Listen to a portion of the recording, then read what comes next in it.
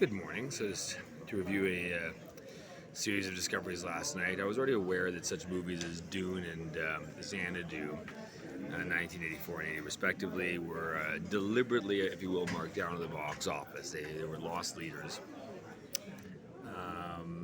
because they dealt with some controversial subject matter, and rather clandestinely at that. So last night I went through a number of movies looking up losses and what I would call lost leaders, and discovered a very glaring theme. Here you have a budget of $40 million with a revenue of $2 million. That's The King's Daughter in 2022. And when you go through the list, you'll find that both Destiny movies and female empowerment movies, all have this flaw that they have extreme losses or did not make a profit. Wonder Woman 84, you'd be surprised to learn, did not make a profit, which was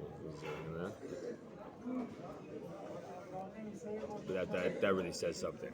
It suggests to me that either no women on the planet, or for some reason women aren't going to see female movies. Emily the Criminal, The Lost Leader, The Gray Man, The Princess, Infinity, Hellraiser. These are all Emerald movies, as I would describe them. Crescent Moon movies, a lot of feature Crescent Moons and so on. Immortal Engines. I mean, these are big movies. Dune, Ava, Highlander, The Huntsman. Pro female movies that did not score profit. Ghost in the Shell. Big Trouble in Little China, Donnie Darko. Conan, yeah. Which one's that? I can't quite see. That's Life Force. That's an interesting movie that deals with sucking the life out of people. That may be symbolic for other things. The Running Man. Which one's that? This one there?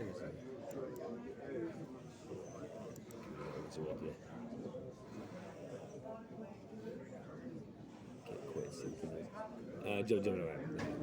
Will Smith. Princess Bride. Yep, did not make a profit. Allegiant.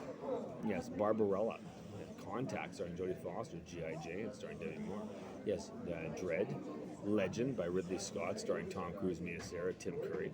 Yes, a Destiny classic. Which one's this? Flash Gordon. Yes, featuring music by Queen. Yeah, hello. Maxwell Sido is Ming the Emperor. Which one's that one? I can't quite think. Is that Anna? It's Anna.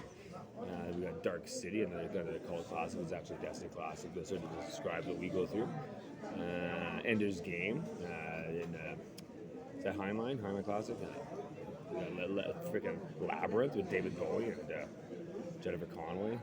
What else? Equilibrium. Fancy sci-fi movie. Dread. Another Dread. Both Dreads.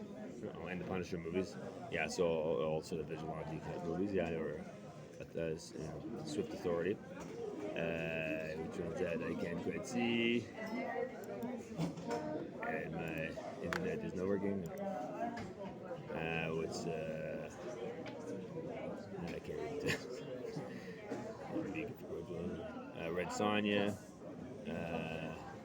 Transformers the movie. This is where it gets surprising. And He-Man, two of the biggest toy lines in the 80s, both had losses as movies. Like, how does that happen? I don't even know what that means. I think it's something to do with 47 Ronin, Keanu Reeves. Something to do with Destiny again and those concepts and empowerment. Which is Buckaroo Banzai. Yeah, it's a Warlock. One of my faves, Julian Sands. The Femme Nikita. Miller's Crossing, an excellent movie. Mr. Nobody, another one. Leviathan with Peter Weller. Soldier, starring Kurt Russell. Transcendence, starring Johnny Depp. Lady Hawk, starring Michelle Pfeiffer. Matthew Broderick and Rutger Hauer, kind of a classic in the 80s. The Last Starfighter, that's definitely a classic. Gamer, which involves using games to control people. Also a leader, Sloane, another one with that actress. That's not wrong.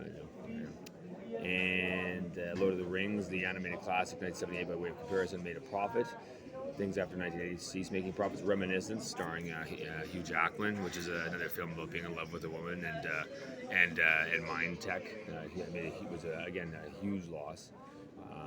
Both Firestarters operated at a loss. What does that mean? My name is nobody didn't have stats. This one about interfacing with AI, actually being a tether with someone called Dark Cloud, right? Roman J. Israel Esquire, a movie about a sort of touched lawyer. Sounds familiar.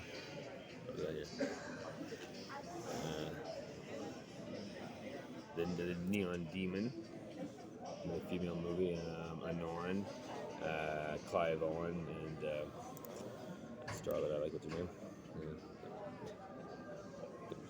Amanda Seyfried, yeah. Eon Flux with Shirley Theron. What's that one called? Bombshell. The three famous blonde actresses. Blue Thunder, a Destiny classic.